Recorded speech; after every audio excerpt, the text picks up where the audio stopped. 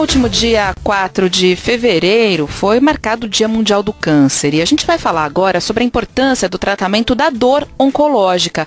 E quem vai conversar com a gente é o Dr. Cláudio Fernandes Correia, ele é neurocirurgião funcional, especialista em dor. Tudo bem, doutor? Tudo bem. Doutor, o que existe de mais novo? O que está sendo feito com relação ao tratamento da dor dos pacientes que têm câncer? Bom, o tratamento da doença oncológica é fundamental para evitar a dor, mas naqueles pacientes que acontecem em 60% dos casos, na evolução da doença oncológica, eles vão apresentar dor de grau significativo. E desses pacientes, 60% deles, 10% vão necessitar de um tratamento, inclusive operatório, para alívio da sua dor. A dor no câncer, ela depaupera mais ainda o paciente que já é portador de uma doença oncológica que tem bastante repercussão física e psicológica, e ainda se ele é portador da dor oncológica, é claro que tudo isso fica agravado, porque ele vai dormir mal, alimentar-se mal e vai responder até menos ao tratamento da própria doença, exatamente porque ele tem um sofrimento paralelo que é o fenômeno doloroso. Dentro da sua pergunta, existe aí uma evolução muito grande, muito positiva, no sentido da avaliação e do tratamento da dor oncológica. Tanto do ponto de vista farmacológico, assim, usando medicamentos, hoje o Brasil, que já foi considerado um dos piores países do mundo em uso de analgésicos opioides, hoje ele já não ocupa, embora ainda bem defasado dos países chamados do primeiro mundo, ele já melhorou bastante essa performance no sentido de tratamento medicamentoso.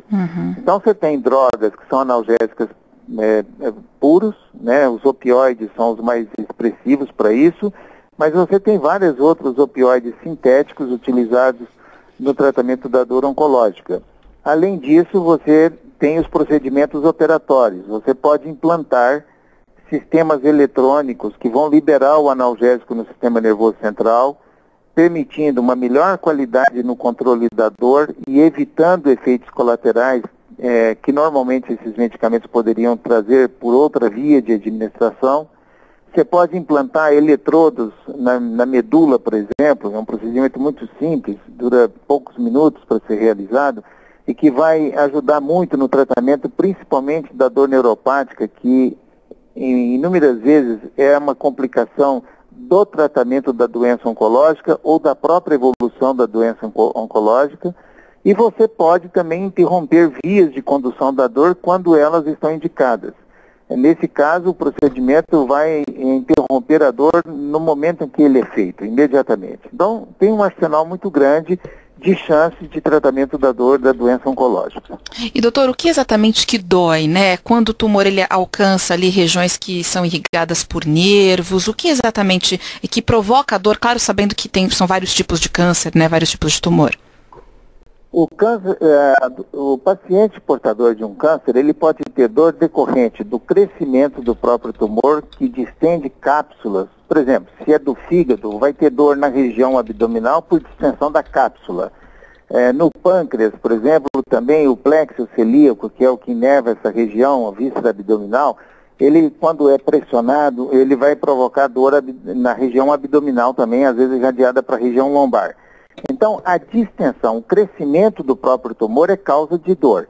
Mas nunca esquecer, e é muito frequente, que o tratamento instituído para o câncer, ele também pode ser causa de dor. O próprio tratamento cirúrgico, para ressecar parte ou todo o tumor, a radioterapia e a quimioterapia, muito utilizados para o tratamento da própria condição oncológica, eles são causas também, eles podem provocar uma dor chamada neuropática.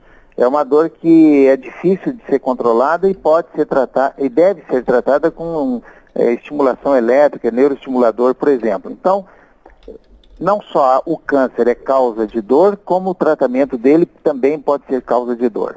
Lembrar de outras comorbidades que às vezes o doente que tem dor tem um câncer e pode ter dor por outros motivos também. Isso não impede de ser tratado e ter a sua dor minimizada ou aliviada por completo. Bom, doutor, e aí, esse paciente com dor, né, a gente às vezes ouve falar, né, a gente que é leigo, de que aquele paciente está com tanta dor que ele precisa ser sedado. Isso acontece em casos de câncer muito avançado ou pode acontecer com outros tumores? Olha, no tratamento específico da dor, essa condição aí, ela não existe. Agora, na evolução de um paciente com câncer, numa fase tardia, onde não há mais recurso a ser oferecido a ele, então ele passa para um setor chamado de cuidados paliativos. E a sedação faz parte, pode fazer parte em algum momento desse período de evolução. Então, diminuir essa parte cognitiva, né, que é a parte de consciência do paciente, através do uso de uma combinação de medicações, de fármacos, no sentido de reduzir essa percepção do paciente em relação ao meio ambiente, é uma conduta verdadeira, correta. Agora, no tratamento específico da dor, embora alguns dos medicamentos eles também alterem essa parte cognitiva, não há propósito dentro da terapêutica da dor de fazer com que o doente ele tenha um nível de consciência alterado propositalmente para diminuir a percepção do fenômeno doloroso. Bom, e aí, doutor, além dessas explicações aí que o senhor deu para a gente, né, os neuroestimuladores e tal, existe alguma outra coisa sendo pesquisada para controlar, né, para trazer conforto para o paciente?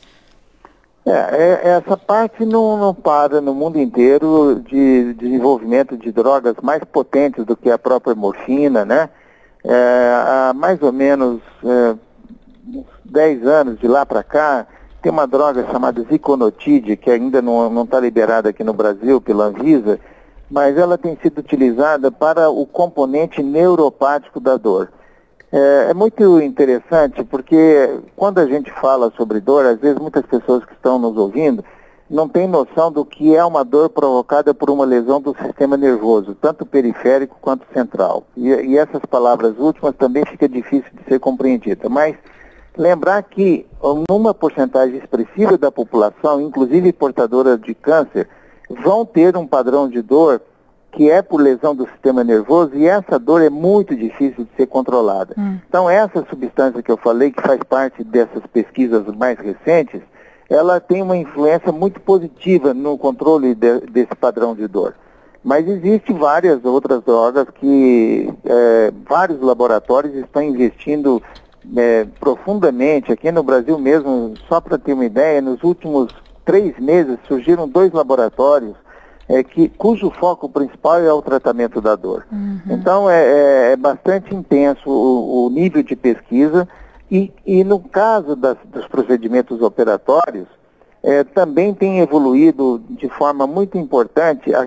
Quando a gente fala de neuroestimulação, existe uma bateria, igual existe um marca-passo para o coração, existe um marca-passo para a medula, que vai inibir o estímulo doloroso.